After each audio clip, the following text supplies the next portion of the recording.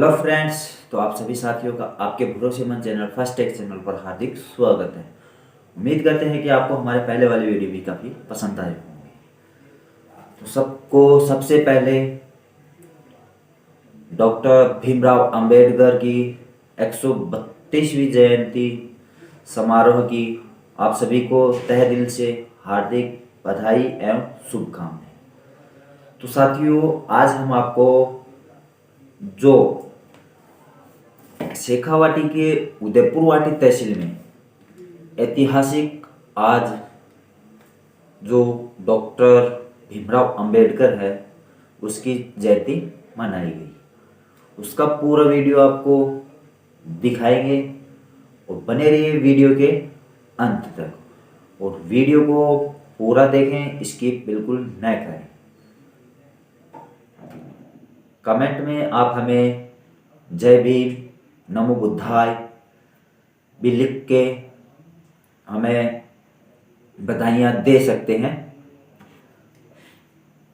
तो आपका समय आज व्यर्थ न करते हुए दिखाते हैं पूरा वीडियो, जिसमें आपको शेखावाटी के अंदर जितने भी एमपी, एमएलए, मंत्री जो थे वो आज सभी उपस्थित हुए। शेखावाटी की ये आज की जो समाज समारोह था, डॉक्टर भीमराव अंबेडकर की जयंती जो थी उसके ऊपर सभी ने बढ़ चढ़ के भाग लिया।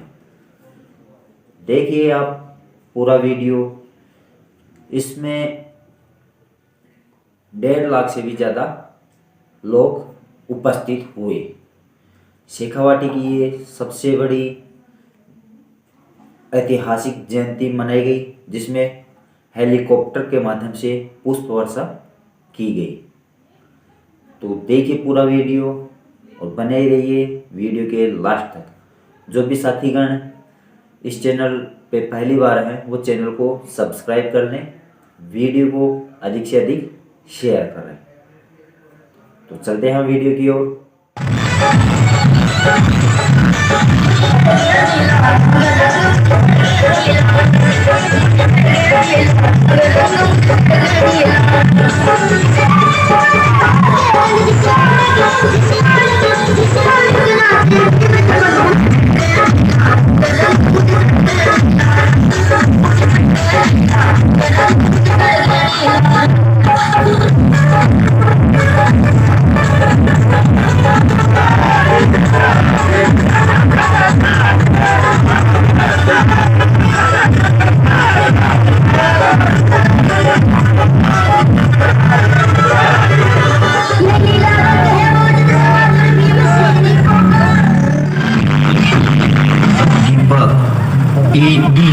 मुझे दुनिया कहे पागल, मुझे दुनिया कहे पागल, मैं भी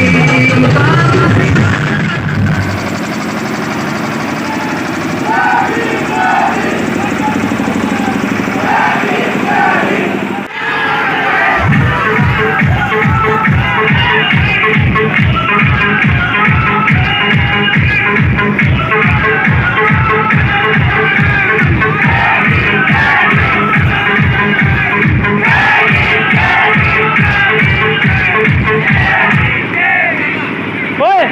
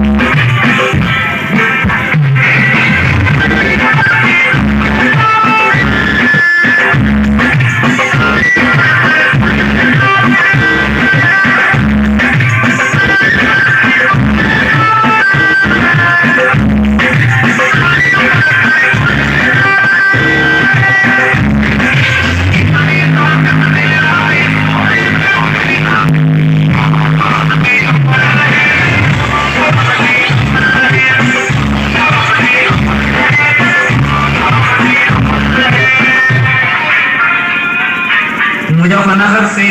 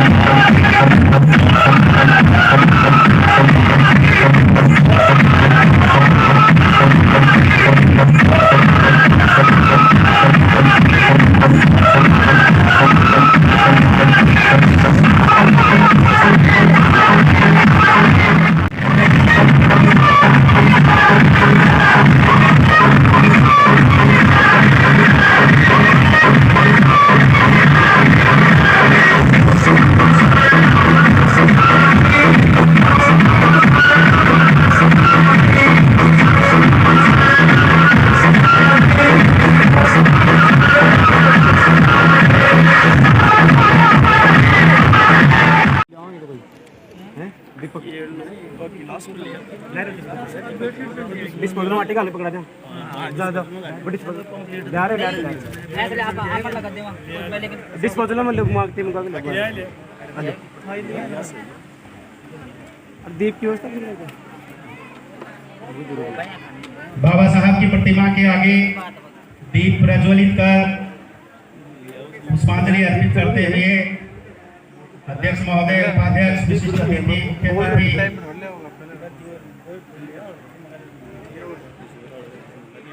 अंकल बोलाओ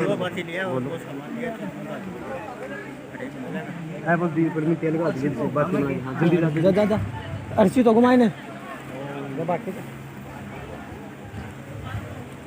वो कुत्ता को ध्यान राजे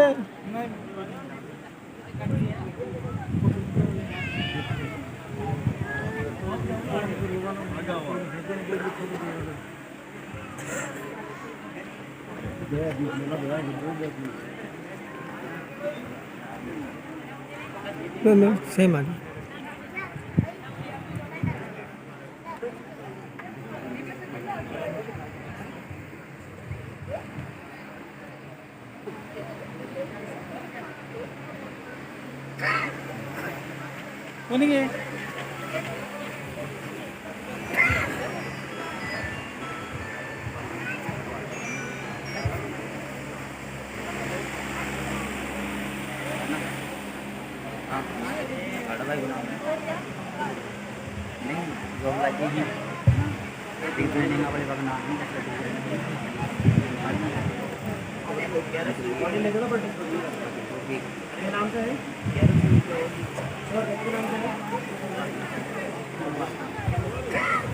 सभी सम्मानित मंच अपना स्थान ग्रहण करते हुए वो भी मंच पर आए।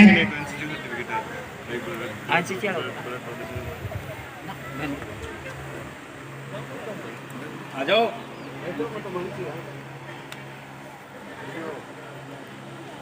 ख्वाहिशें आली होगी, ख्वाहिशें आली होगी, आसमान बन जाएगी, ये उदासी गर होकर मुस्कान बन जाएगी। आप तालियां बजाकर हौसलों को हवा देते रहें, आपकी तालियां महफिल की जान बन जाएगी, आपकी तालियां महफिल की जान बन जाएगी।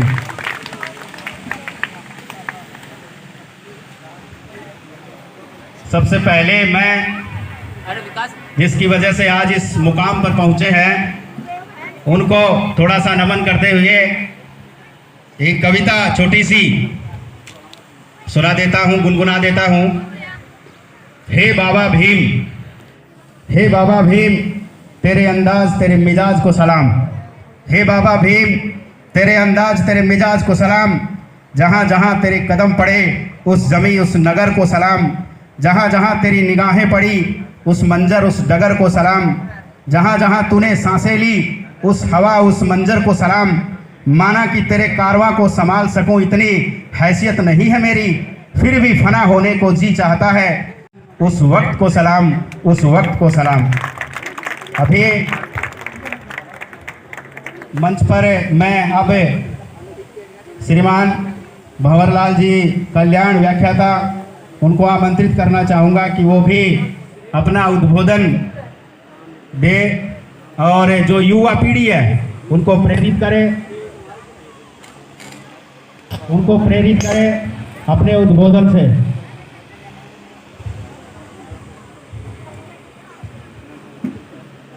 सर्वप्रथम आज के इस पवित्र दिन पर बाबा साहब डॉक्टर भीमराव अंबेडकर को मैं सशक्त नमन करता हूं। इसके पश्चात आज मंच की शोभा बढ़ाने वाले अध्यक्ष महोदय, विशिष्ट अतिथि महोदय, मुख्य अतिथि महोदय एवं समस्त समाज के बंधुओं, सम्माननीय नागरिकों और महिला शक्ति, इन सभी का इस मंच में स्वागत है, अभिनंदन है। बड़े ही गौरव का विषय है कि आज के दिन हमारे युवाओं ने इतनी बहुत ही आकर्षक रैली का आयोजन किया। जय भीम के नारों से संपूर्ण पहाड़ी क्षेत्र को उल्लासित किया।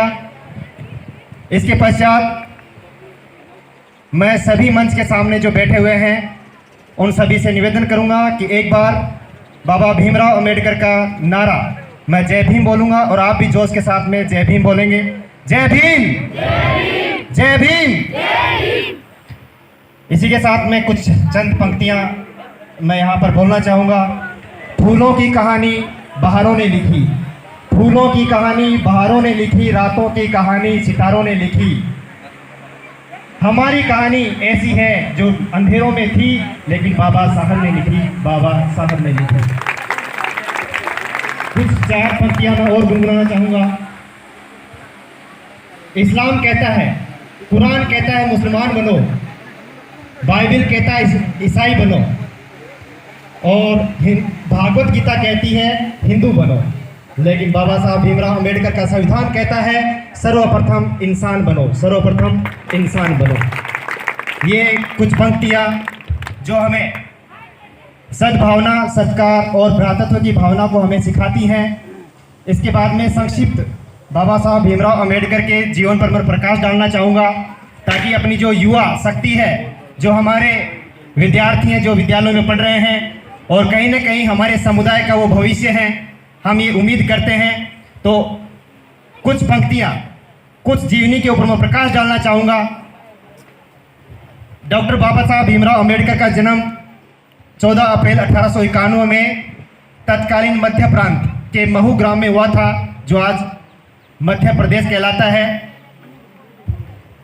और 6 दिसंबर 1956 को उनका देहांत हुआ, परलोक गमन हुआ। इस जीवन काल में 65 वर्ष की जो उनका जीवन काल था, उन्होंने अपने समुदाय के लिए, यूं कहेंगे कि हमारे समुदाय के लिए वो भगवान से कम नहीं थे। आज हम भले ही हमारे घरों में शिव जी की मूर्ति हो या न हो, बजरंग बली की मूर्ति हो या न हो, लेकिन बाबा साहब भीमराव अंबेडकर की मूर्ति अवश्य ही मिलनी चाहिए, क्योंकि कुछ हम उनके जीवन के बारे में जब पढ़ते हैं तो हमें यह महसूस होता है कि वह ऐसी विरले ही इंसान 1000 वर्षों में जन्म लेते हैं जो ऐसे कार्य करते हैं। कुछ ऐसे कार्य जिनको शायद मनुष्य जाति के सामने यदि ऐसा कोई कार्य हो तो शायद हार मान करके मैदान छोड़ करके भाग जाए। आज हमारे सामने ऐसी छोटी मोटी चुनौतियां होती हैं और हम हार मान करके बैठ जाते हैं, हताश हो जाते हैं। उनका जो जीवन काल था, विद्यार्थी जीवन की कुछ घटनाएं आपने पढ़ी हैं कि विद्यार्थी जीवन में एक अबोध बालक जिसकी उम्र कुछ नहीं होती, जो कुछ नहीं जानता क्या जाति है, क्या समुदाय है, क्या धर्म है, क्या कुरान है, क्या बाइबल है, क्या इस्लाम है, लेकिन इनका स्कूल अपने घर से स्टार्ट होता है। आप स्कूल में तो तब भेजते हो जब वो 5 साल का, 4 साल का होता है।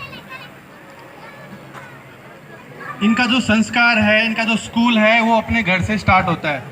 मैं आप लोगों को एक मैसेज देना चाहता हूँ कि अपने घर का माहौल कुछ ऐसा बना के रखें जिससे कि इन बच्चों को वहीं से एक मोटिवेशन मिले। बहुत सारे परिवार ऐसे हैं, बुरा मत मानना अगर किसी को बुरा लगे, मेरी बात ध्यान से सुनना। बहुत सारे परिवार ऐसे हैं जिनके माँ तो क्या करेगी, बाप को ये पता नहीं है कि अपना बच्चा, अपनी बच्ची कौन सी क्लास में पढ़ रहा है, पढ़ रही है, कब जाता है, कब आता है, किसी को पता नहीं। उनको मैं ये बोलना चाहता हूँ कि अपने आप को संभालें, अपने बच्चों को संभालें। मैं भी एक गरीब परिवार से हूँ। मेरे पिताजी बस चलाया करते थे और मेरी माता जी है वो अनपढ़ है, बिल्कुल अनपढ़ है। लेकिन मेरी माँ ने, हम 3-4 भाई बहन हैं, एक दिन भी मिस नहीं करने दिया स्कूल।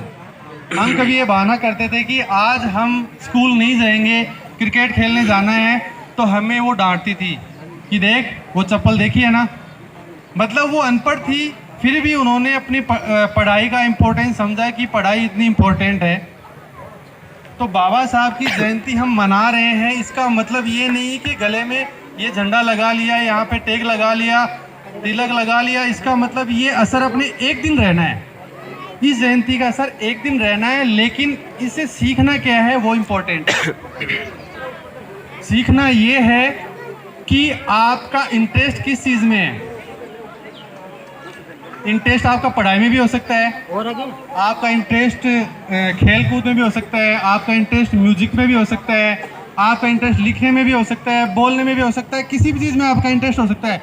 मैं आपको ये नहीं कह रहा कि आपको कलेक्टर ही बनना है, नहीं। आपका इंटरेस्ट किस चीज़ में है आपको वो खुद को जानना होगा। और मेरी रिक्वेस्ट आप सबसे है, जो पीछे बैठे हैं उनसे भी यही है, कुछ चेहरे ऐसे हैं जिनको मैं रोज़ देखता हूँ ऑफिस आते और जाते टाइम। उनकी जगह फिक्स है, वो वहीं बैठे रहते हैं, मुंह में पुड़िया दबा रखी है, मोबाइल में लगे हैं, इधर उधर की बातें।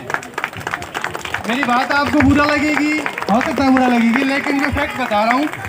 उनके घर वालों को भी पता नहीं क्या है, वो उनकी खबर ही नहीं लेते। आप बेटी को तो पूछ लेते हो, बेटी इतना लेट कैसे हुई, आप हुडा गई थी, नीम का थाना गई थी, कॉलेज गई थी, बाहर गई थी, इतना लेट क्यों हुई? लेकिन कभी बेटे को पूछा आपने कि वो रात को 10 बजे क्यों आ रहा है, 11 बजे क्यों आ रहा है, रात को कहाँ था, उसकी हेयर स्टाइल कैसी है, ऐसी है तो क्यों है, ये बीच में कट क्यों लगा रखा है, कभी पूछा बेटे को? इसका बहुत फर्क पड़ता है। आप मेरी बात गौर से सुनिएगा। आप अगर एक पिता हैं, मैं भी एक पिता हूँ, आपको थोड़ा सा एग्जाम्पल देता हूँ।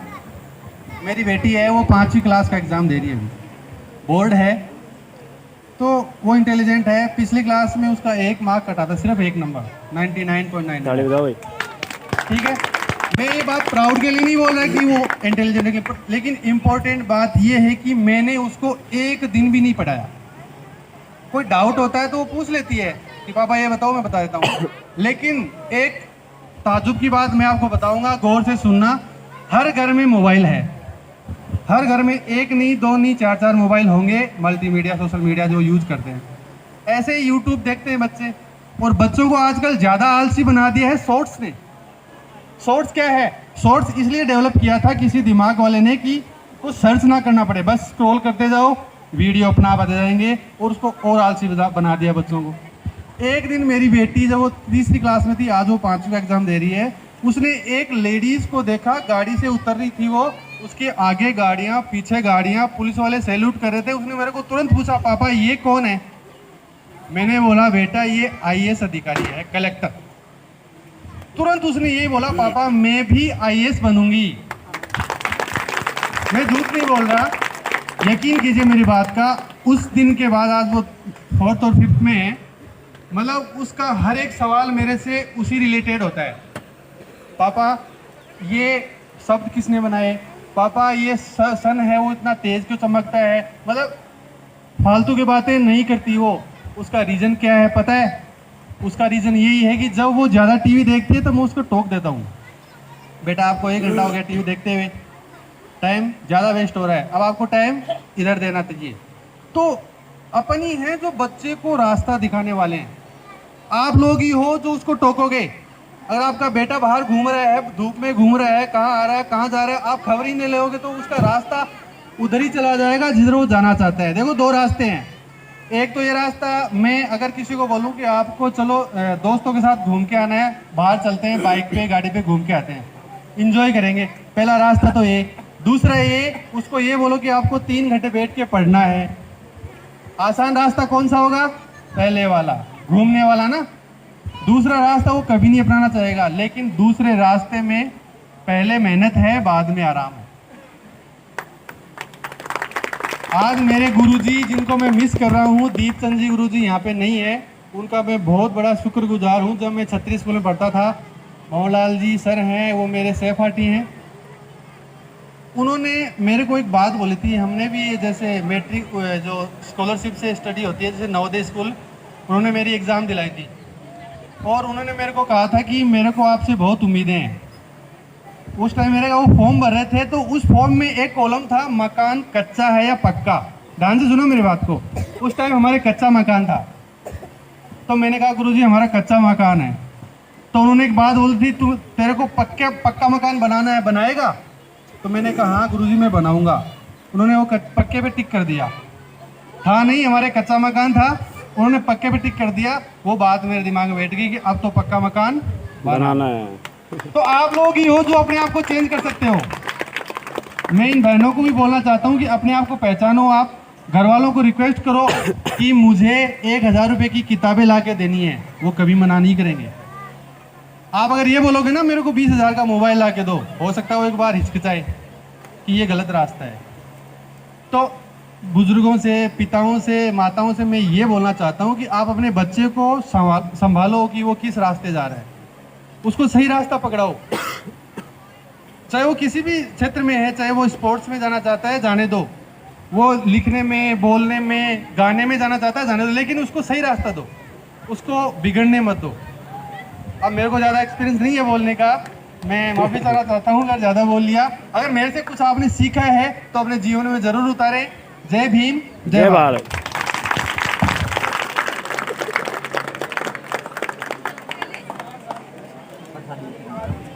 हेलो, सभी को प्रसाद वितरित किया जाएगा। सभी प्रसाद लेकर जरूर जाएं यहाँ से, ठीक है। सभी कार्यकर्ता एक बार आगे आ जाएं।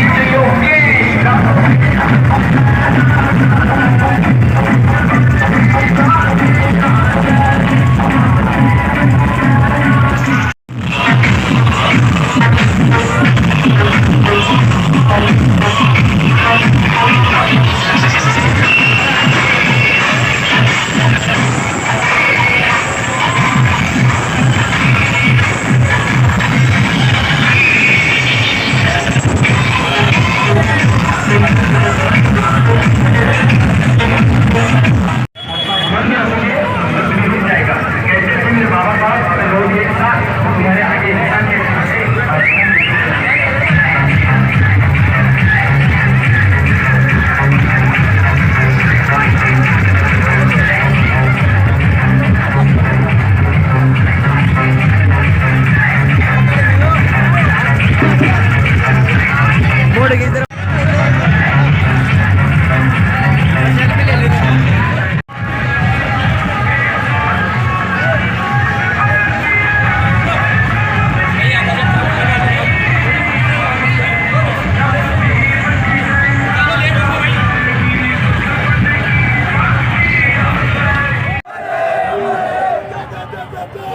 जय भीम जय